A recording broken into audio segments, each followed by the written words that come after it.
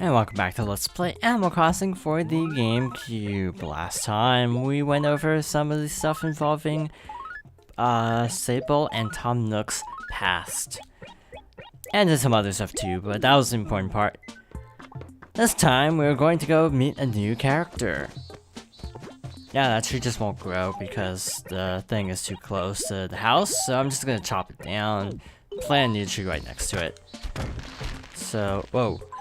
This one's only take 2 chops, by the way, so that's why I swung and missed. Okay, so I'm gonna plant another tree there off screen, but that's not relevant here. So last time, we kind of, delved into that stuff, but this time we're going to go back to more of the actual gameplay stuff.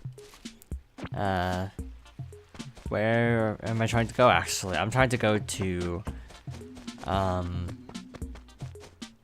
I'm trying to go to the police station, but I'm sort of detouring to the store, just in case there's something good there. Just to see if there's anything cool in the store. Probably not, but it's always worth looking. Okay, we are now in the store. This looks like something I'd actually wear. That looks like my profile, actually. But, actually, this is cool. This is a track model. That will go nicely with our train station model, actually. Let's buy this, actually. Blue striped knit. Sure. I don't want to try it on. Later on, they actually cut to the chase a lot more. They cut out the option to just not try it on. It's just like you can try it on or you can buy it, I think, later on. So they make it a little more convenient. Yeah, try it on is like an optional thing rather than the first choice. Okay. So this time, now that we've done some shopping, might as well change out to a new shirt because we have it. And let's talk to Copper, because he said there's going to be an illegal parking campaign today, which is very fascinating. I have heard reports that there's an extremely showy car parked somewhere in Acre C5. I've actually received several reports on this matter, each more incriminating than the last. The owner's got some nerve, considering our current Bust Illegal Parkers or B.I.P campaign. Shameless! Oh, we were just there. Okay, where... Is it really gonna be that stupid? Is it gonna be actually parked on the cliff? Because that would actually be kind of... It is. Okay. What's up? I'm Gracie, the unquestioned leader of today's fashion movement. How can I help you? Oh, you got... What? Yeah, they can't say stuff like that in modern Nintendo games. Okay, so our car's dirty. It's a vintage car from across the seas, whatever that means. How did the upper part of the car get dirty, though, from driving? I don't get that. Yeah, I can't be... Yeah, I can totally do manual labor. Got in the way. So put away the umbrella. So you get a better reward depending on how good at button mashing you are. So just mash A as fast as you can and see what happens. This is probably really obnoxious to listen to, actually, because it's just me button mashing for a very long time. Yeah, this is actually only in this game, by the way. Time's up, halt. Oh, it's spotless. Nice job. I'll give you a piece of fine clothing as I promised. I designed it, of course. The only question is, are you fashionable enough to pull it off? From what I recall, if you go too slowly, you actually get a worse item. Yeah, this is a Gracie exclusive item. Her role is actually a teeny bit different in later games. In City Folk, she runs her own store, Gracie Grace, in the city. And there's a lot of stuff you can do there. It's actually a lot more direct, I guess you could say, because you actually don't have to fiddle around with mini games and you can just buy whatever the heck you want. New Leaf, once you meet Gracie a few times and pass her fashion checks, she will eventually opt to move into town and create a store at the top of Nook's store once that's fully upgraded. I think that might be one of the criteria for Nookingtons, actually, in that game, or whatever the equivalent was. I don't think it's called Nookingtons in New Leaf. In Wild World, I honestly can't remember what Gracie does in that game, so... Yeah, I'm like legitimately drawing a blank for what she actually does in that game. So, moving on. She has various different rewards, and I'm pretty sure the worse you do, the worse the reward is. You get like a generic shirt, I think, if you do like a bad job, like if you are slow at button mashing, basically. When you think of that, crazy, huh? Sure, I'll believe you. Handwriting's brutal as chicken scratch.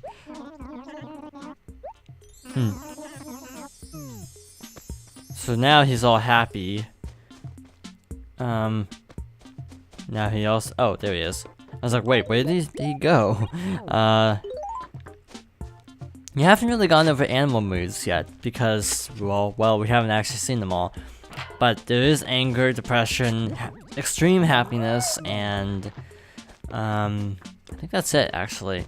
And they're very obvious, by the way, to tell. But yeah, they'll just walk around looking all depressed or angry or happy, depending on their moods. And if you talk to them, you will get different dialogues, such as them not wanting to talk to you if they're depressed, which I can't blame them, to be honest. Okay, mail off fossils. We only need one more fossil for the museum, and it's, again, one that we can't get a code for. And I don't know if there are any codes for paintings, so I need to go look that up off screen, because then we can resume working on the museum progress. I'm sure there are, it's just a matter of finding them. So tomorrow is July 30th, and then the day after is the raffle. I think July's 30 days has. How many months are in this? I mean, how many days are in this month? 31. So I guess tomorrow would be a good day to do the thing I was thinking about showing. Also, we got a Statue of Liberty yesterday from Gulliver. Totally forgot to show that off. So we have quite an elaborate setup now of landmarks, because we got the Mouth of Truth, the Leaning Tower of Pisa, Statue of Liberty. But yeah, something you can do is come up with the whole train station and like have a whole train track line up there, which is kind of nice. There are grass patterns too and sky patterns for flooring, so it is actually pretty easy to make a diorama. Okay, that's pretty much all I had planned. So let's just go around town, talk to peeps. Haven't done that for a while. By for a while, I mean for like a couple episodes. Money rocks are not really cooperating today.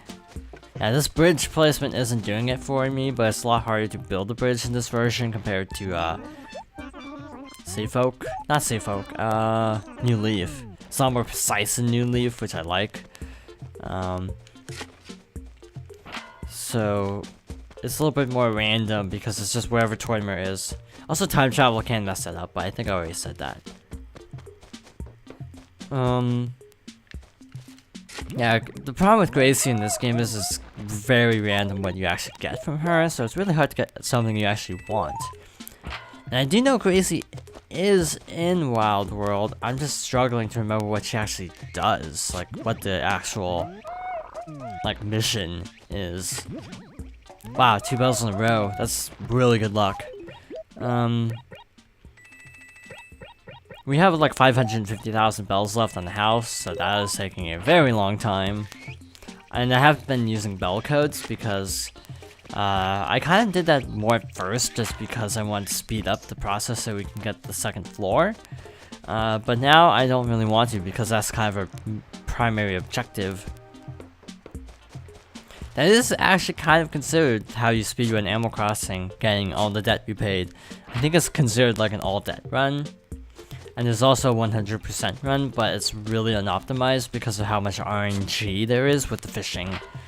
For example, when you see a fish shadow, it could either be like, oh, that's carp, or it could be like a trout, or and so on and so on. So it's like unoptimized because there's no way to like guarantee you'll get a certain fish at a certain time. so it's like a really bad run. Someone did it, and it took like forever, like several days. They also slept, so that's why it took so long.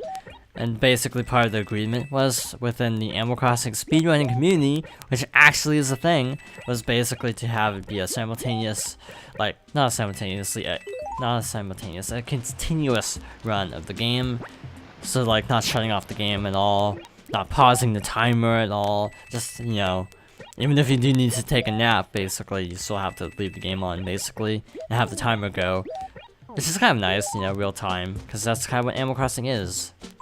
Kind of a real-time simulator. It's also an interesting point that Animal Crossing is actually one of the Nintendo's biggest series in Japan, even if it never really took off in America. It is humongous in Japan. I think New Leaf topped the Japanese media create charts for like a solid year.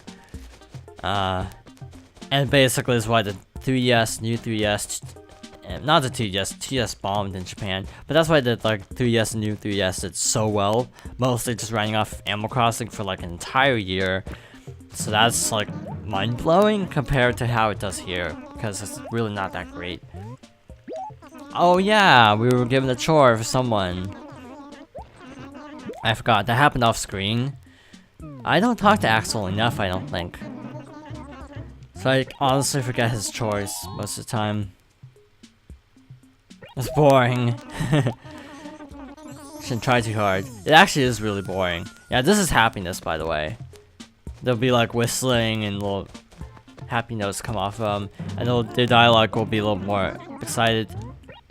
And the pitch goes up. Gotta give me your slate flooring, I'll trade you for it. Really want that thing, so name your price. Furniture. Yeah, all the stuff I want, there aren't really many codes for. It's a little bit unfortunate. Barrel. Not great. Not bad. Not great. So I guess we need to go back to Ava. Yeah, we haven't talked to Puddles for a long time, but she is... Actually, yeah, she is here, behind a tree. Yeah, I kind of wish they would do another isometric game like this, because there's some charm to it. Even if it is a little bit less immersive, if you can describe Animal Crossing as immersive. Citrus carpets actually aren't rare, by the way.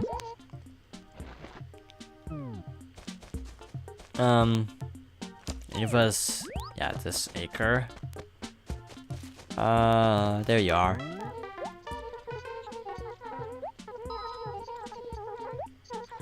I need to stop going long periods without actually saying anything. But sometimes I feel like I ramble so much that I get tongue-tied, so I find it really difficult to find a balance between like too much commentary and not enough commentary. Okay, so we did one favor at least. Cube. Let's see if he has anything for us before we end off. Nope. So we're ending off. In any case, thank you for watching. I hope you join me next time for more Animal Crossing for the GameCube.